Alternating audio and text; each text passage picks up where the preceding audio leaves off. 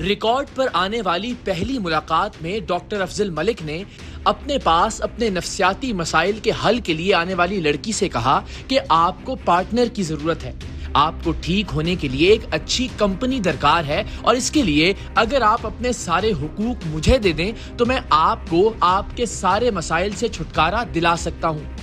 نفسیات کے اس ڈاکٹر نے جس معنی خیز انداز میں آل رائٹس مینز آل رائٹس یعنی سارے حقوق کا مطلب ہے سارے حقوق کہا، اس سے آپ سب اندازہ لگا سکتے ہیں کہ ان صاحب کا مقصد کیا تھا۔ پہلے تو دوائی کو جی آرام کرو، ابھی سے مت لڑو، جواب مت دو، ان کو بھول جاؤ کہ بھائی سم ٹائم انسان اتنا وہ ہو جاتا ہے کیا اور چاہتا ہے کیا ہوگا، باتیں ایسی ہو جاتی ہیں کہ پھر برداشت سے باہر ہو جاتی ہیں بندہ۔ تو آپ گرلز ہاسٹل چلے جاؤ۔ گرلز ہاسٹل بھی جاؤں تو اس کے لیے مجھے ظاہر سی بات ہے اس کے لیے بھی تو مجھے جاب چاہیے You need a company. obviously company. You give all your rights to me. Okay You're giving all your rights. Okay. All rights means all rights. I know all right means۔ نفسیاتی امراض یا پیچیدگیوں کے doctor افضل نے لڑکی کو اپنے دام میں لانے کے لیے ایک پیچیدہ مذہبی گفتگو شروع کر دی۔ ڈاکٹر افضل کا کہنا تھا کہ مرد اور عورت کے ہر اعتبار سے ساتھ ہونے کے لیے نکاح، مولوی صاحب یا گواہان کسی کی ضرورت نہیں۔ وہ تو ویسے اسلام میں ہے نا کہ جب آپ نکاح کے بغیر یہ سب کرتے ہیں تو گناہ ہے، نکاح کے بعد کرتے ہیں تو ثواب ہے۔ تو یہ جو آپ بتا رہے ہیں اس میں بھی گناہ نہیں ہے، اس میں بھی بغیر مولوی بغیر کلمے یہ نہیں ہے نا، میں بالکل کسی نہیں ہے۔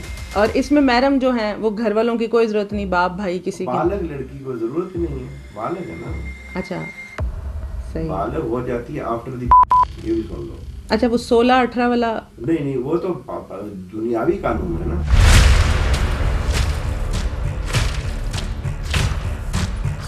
ڈاکٹر صاحب کا کہنا تھا کہ میرے ساتھ تعلقات رکھنا اصل میں تمہارے علاج کا حصہ ہے، کیونکہ علاج صرف چند گولیوں کا نام نہیں ہوتا، بلکہ علاج میں جسمانی اور جذباتی ضروریات کا پورا ہونا بھی شامل ہے۔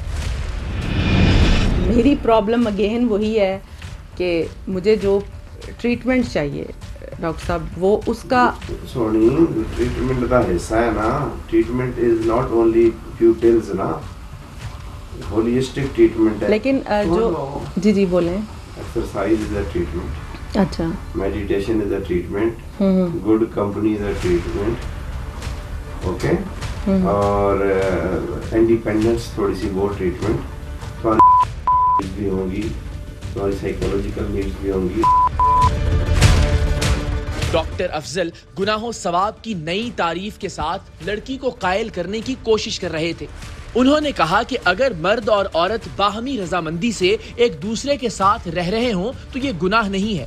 ایسی صورت میں ایک دوسرے کو چھونا یا کسی بھی حد تک جانا گناہ نہیں بلکہ عین ثواب ہے، اور ان کے بقول دین اس عمل کی حوصلہ افزائی کرتا ہے۔ میرا پوائنٹ ہے کہ ان کا یہ مذہب ہونا چاہیے جی کہ وہ جب اپنے اختیارات دے دیتے ہیں نا اسے کہتے ہیں کانسنٹ۔ کیا دیتے ہیں؟ کانسنٹ یا اپنی اجازت نامہ۔ جب وہ کنسنٹ ہو جاتی ہے نا تو وہ ان کا ہوتا ہے کہ دے باہمی رضامندی سے رہ رہے ہیں۔ کیا کہہ رہے ہیں؟ باہمی رضامندی جی۔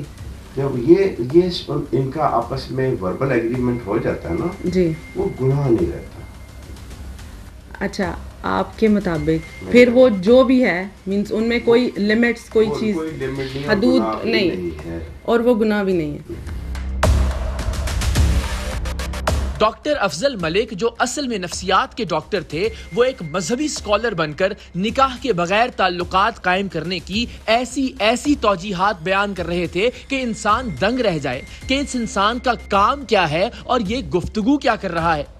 ایک ماہر نفسیات کو اپنے پاس آنے والی مریضہ کے حالات و واقعات کے مطابق اس کی کاؤنسلنگ کرنی چاہیے یا اس کے لیے دوائیں تجویز کرنی چاہیے، بجائے اس کے کہ اس کی ساری توجہ آنے والی خاتون کے ساتھ تعلقات قائم کرنے اور خاتون کو ان ناجائز تعلقات پر آمادہ کرنے کے لیے مذہبی تعویلیں گھڑنے پر ہو۔ ڈاکٹر افضل نے ڈپریشن، انگزائٹی یا سٹریس کی شکایت لے کر اپنے پاس آنے والی لڑکی سے کہا کہ وہ اپنے سارے حقوق انہیں سونپ دے، کیونکہ مرد اور عورت کے اکٹھے رہنے کے لیے اتنا ہی کافی ہے۔